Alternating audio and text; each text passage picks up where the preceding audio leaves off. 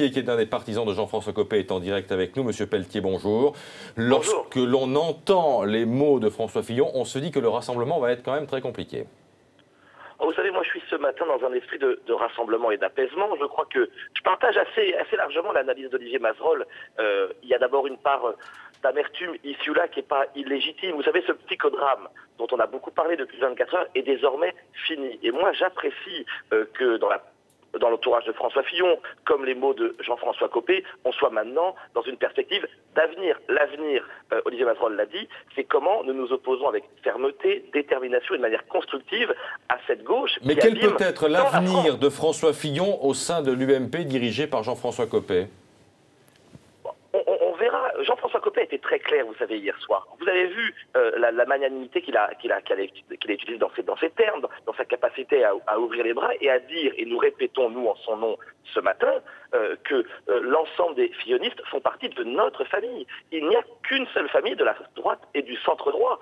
Après, chacune et chacun, en fonction de son tempérament, de sa personnalité, peut choisir la place qui lui revient. Mais François Fillon a une place, évidemment, à l'UMP, c'est une évidence. À condition, c'est la gauche. À condition, Guillaume Pelletier, d'accepter cette dérive droitière, entre guillemets, parce que je crois que l'une des motions, parce qu'on votait aussi pour les motions lors de cette consultation de l'UMP, votre motion, qui est une motion assez dure, fait partie des motions qui ont remporté le plus de scrutins, de suffrages, n'est-ce pas?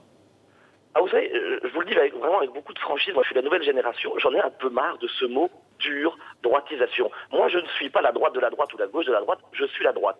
Je suis content qu'avec Jean-François Copé, comme avec Nicolas Sarkozy il y a quelque temps, comme avec notre motion La droite forte, qui effectivement, on serait en tête à l'heure où je parle, puisque nous sommes sur 64 départements en tête dans 47 d'entre eux à l'heure où je vous parle, donc c'est une vraie performance, mais c'est pas la droite dure, c'est la droite qui s'assume, c'est la droite qui veut de manière constructive proposer une alternative crédible à cette gauche qui fait tant de mal aux Français, qui veut s'opposer sur le droit de vote des étrangers, sur le mariage homosexuel, sur ce qu'on vient de vivre avec l'agence Moody's.